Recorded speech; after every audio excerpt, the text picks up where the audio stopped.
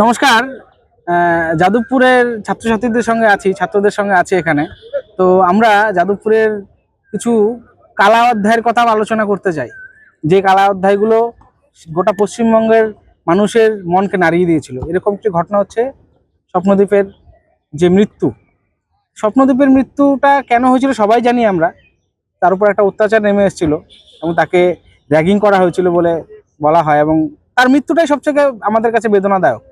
এবং সেই মৃত্যুটার জন্য সবাই সবার মতো করে রাজনীতি করেছে, কিন্তু সেই মৃত্যুর বিচার কিন্তু এখনো হয়নি। তো সেই কারণেই এই স্বপ্নদ্বীপের মৃত্যু সম্পর্কে আমার সঙ্গে আছে অর্পণ ভাই। রিপন ভাই। তো রিপন ভাই বলবে।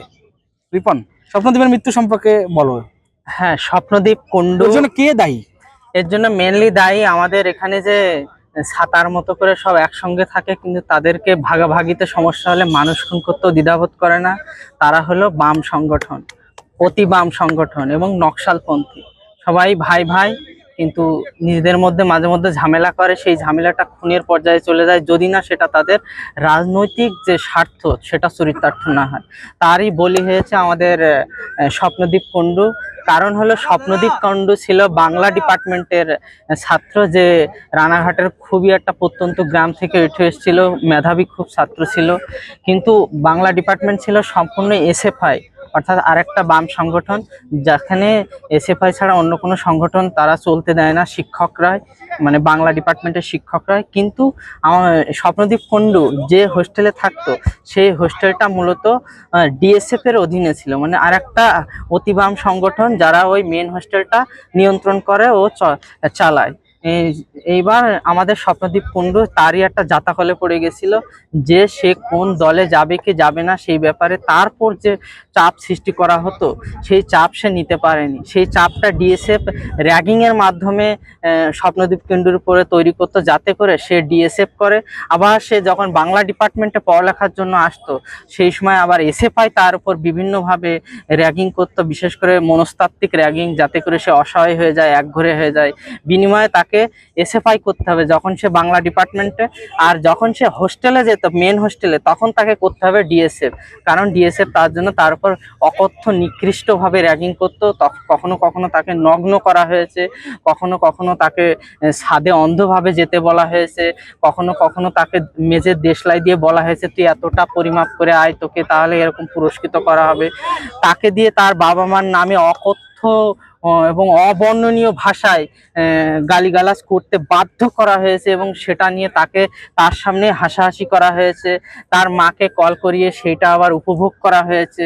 যদিও সেই পর্যন্ত যেতে এই বাম এবং অতি বাম যারা সবসময় গণতন্ত্র এবং সাম্যতা এবং মানবতার গান গায়, সেই জায়গায় যেতেও তারা কোনো পিছপা হয়নি এবং দ্বিধাবোধ করেনি। বিনিময়ে তারা কি করেছে, ওই স্বপ্নদ্বীপ কুণ্ডু যেহেতু সে কোনো বাম এবং অতি বাম যে নকশাল এবং যে নিকৃষ্ট এই চিন্তাধারা তাদের কোনোটাতেই ফিট হচ্ছিল না, সেই জন্য ডেমোক্রেটিক স্টুডেন্ট ফ্রন্ট তথা ডিএসএফ কি করলো, ষড়যন্ত্র করে তাকে ছাদের উপর নিয়ে গিয়ে ধাক্কা মেরে মাটিতে ফেলে দিল উপর থেকে।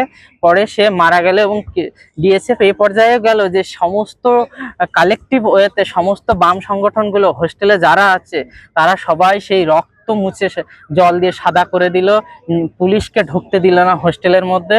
নিজেরাই অ্যাম্বুলেন্স ডেকে নিজেরাই বললে ওটা আত্মহত্যা করেছে, কিন্তু এটা সম্পূর্ণ পরিকল্পিতভাবে এবং একটা পৈশাচিক এবং একটা মানুষ হত্যার যে আনন্দ নেয় সেই সাপেক্ষেই যেন স্বপ্নদ্বীপ কুণ্ডুকে তারা খুন করেছিল, শুধুমাত্র এই কারণে যাতে সে তাদের যে নিকৃষ্ট, অমানবিক এবং অগণতান্ত্রিক যে দেশবিরোধী বাম চিন্তাভাবনা, যেটা মানুষকে বলা হয় এক করে আর এক, সেই চিন্তাধারায় সে নিজেকে ফিট করতে পারেনি, বা সেই চিন্তাধারার সাথে সে সহমত পোষণ করেনি, সেই জন্য তাকে নিকৃষ্টভাবে খুন করা হয়েছে। একজন যে স্বপ্ন নিয়ে স্বপ্নদ্বীপ এসেছিল প্রান্তিক এলাকা থেকে যাদবপুর বিশ্ববিদ্যালয়ের মতো একটি প্রতিষ্ঠিত বিশ্ববিদ্যালয়ে পড়াশোনার জন্য, তাকে কিন্তু তার স্বপ্ন অধরা রেখেই চলে যেতে হয়েছে।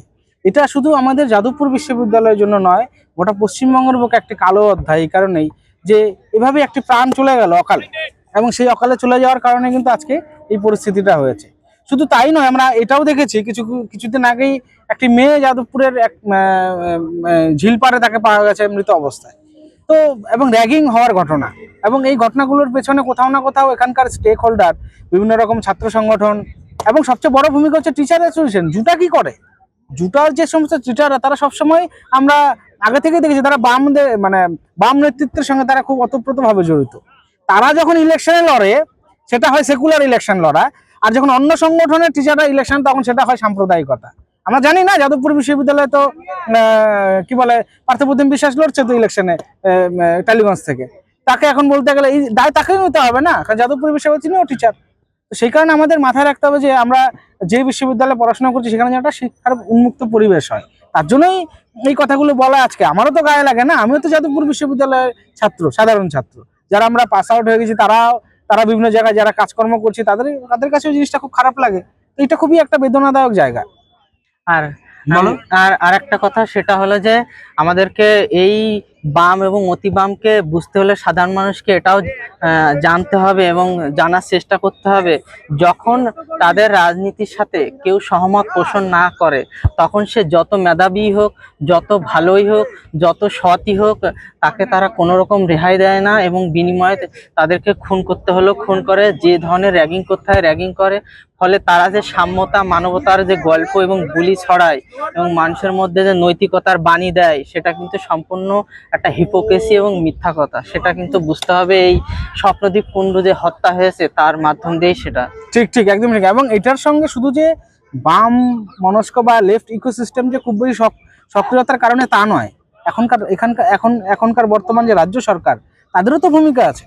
তাদেরও তো এই বিশ্ববিদ্যালয় তো সেন্ট্রাল ইউনিভার্সিটি নয়, এই বিশ্ববিদ্যালয় হচ্ছে রাজ্য সরকার অধীনের একটা বিশ্ববিদ্যালয়। তাহলে এই বিশ্ববিদ্যালয়ের সুরক্ষা, এই বিশ্ববিদ্যালয়ের ছাত্রছাত্রীদের নিরাপত্তা, সেই কথাগুলো তো সরকার ব্যবস্থাকেও ভাবতে হবে।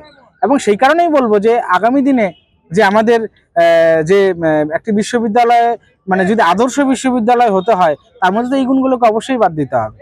তো স্বপ্নদ্বীপের প্রসঙ্গটা ভীষণই বেদনাদায়ক এবং খুবই দুঃখজনক ঘটনা। এবং সত্যি কথা বলতে আমাদেরও মনে হয় আমাদের সঙ্গে এই ঘটনা তো ঘটতে পারত, আমরাও সেই ঘটনার শিকার হতে পারতাম, বা পরবর্তীতে আরো কেউ হতে পারে। সেই কারণেই এই কথাগুলো বলা। তো স্বপ্নদ্বীপের প্রসঙ্গটা যেমন আছে তার পাশাপাশি আরো কয়েকটা প্রসঙ্গে আমরা যাচ্ছি তারপরে।